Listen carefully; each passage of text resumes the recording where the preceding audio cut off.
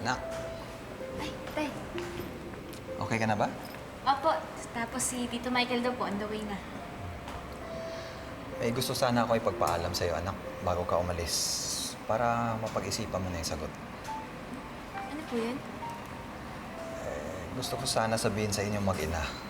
Pero mas mabuti siguro sabihin ko muna sa'yo. Wala, tay. Kinakabahan po ako sa'yo, ah. Seryoso po ba yan or joke-joke lang? Serious, but in a good way.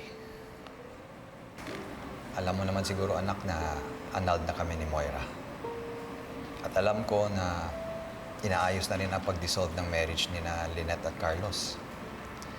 Kaya, kung papayag ka, plano ko kasing ligawan ng nanay mo. Kung papayag ka.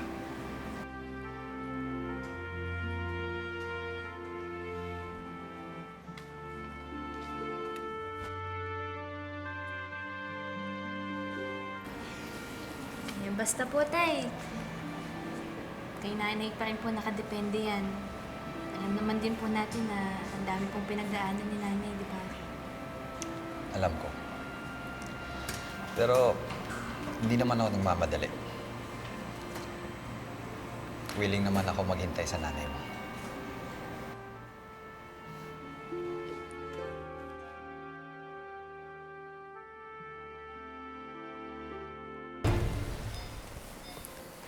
Lynette, nakausap ko na yung anak natin. Nagpaalam na ako sa kanya. At pumayag na siya. Sana pagising mo, pumayag ka na din. Para maging buo na ang pamilya natin ni Annalyn. Sabi nila, kahit na daw unconscious tayo, naririnig natin ang mga tao sa paligid natin. Sana naririnig mo ako. At sana pumayag ka rin na maging buo ang pamilya natin.